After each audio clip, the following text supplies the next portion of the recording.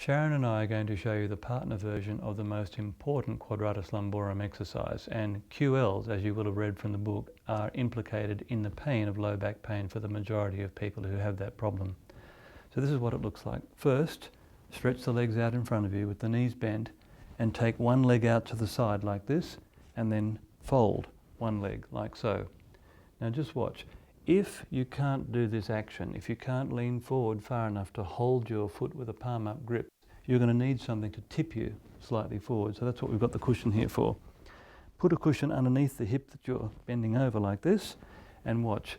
All of a sudden, your whole body will be further forward. It'll be much easier to hold this position. So I'm going to hold my foot with a palm up grip with the arm bent like this so that I can press this elbow back inside this leg, which I'm doing now, and see how that brings the shoulder forward. I'm then going to use that as the pivot point for taking this shoulder back.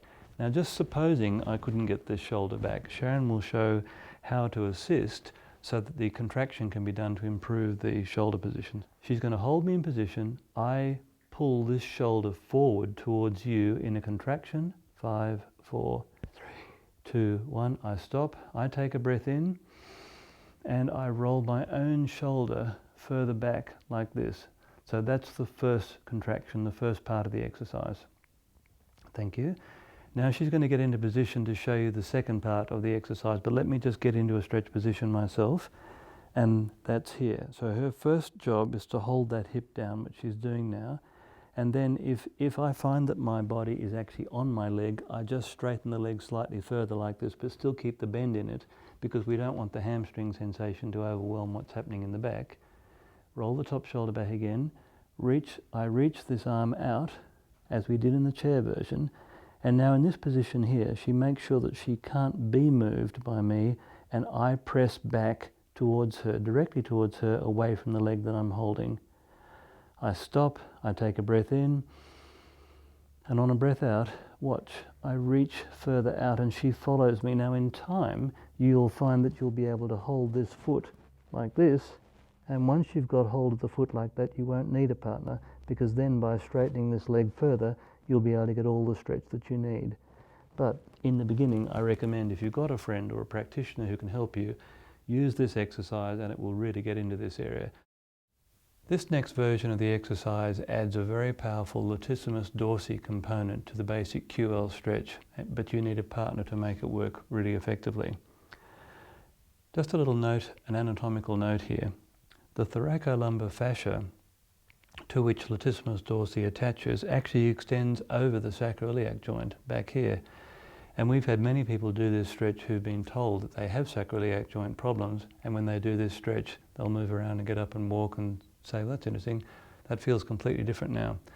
Our conjecture is that when you stretch latissimus dorsi really strongly in this position, you can actually stretch that thoracolumbar fascia, the part that extends over the sacroiliac joint too. Anyway, regardless of whether that's accurate or not, this is what the exercise looks like. I'm going to get into the same end position that we finished with in the last exercise, which is like this, and then Sharon is going to step inside the leg here. This is critical. The book actually has that detail wrong.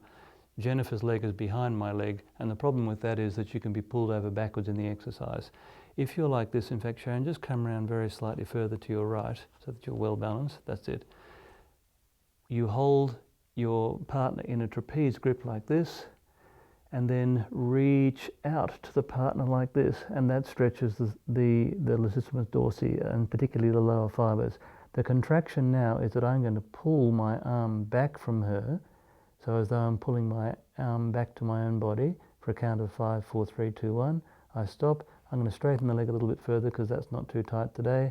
And watch, on a breath out, I then reach the top arm even further off the body like so. Now in that position there and at that angle, I'm definitely stretching over the sacroiliac joint.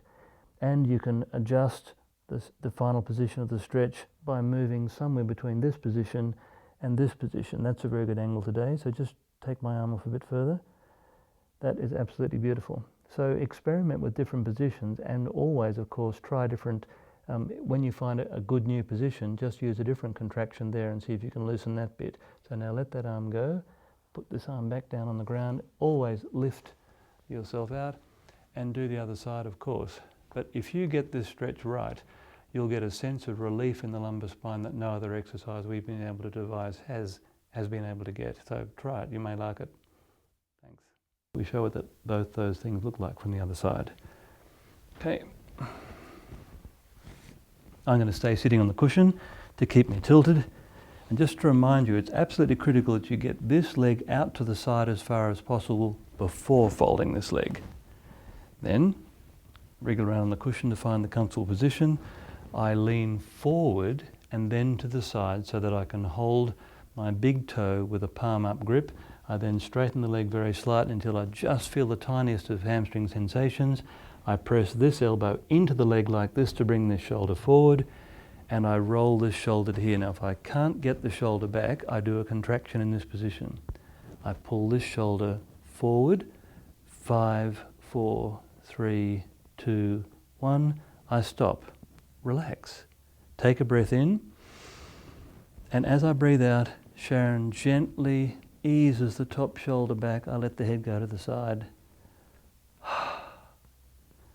And I breathe in that position for at least a few breaths in and out. And then when I want to do the next bit, she moves around to the side as before, so I'm already in this position. Straighten the leg a little bit further.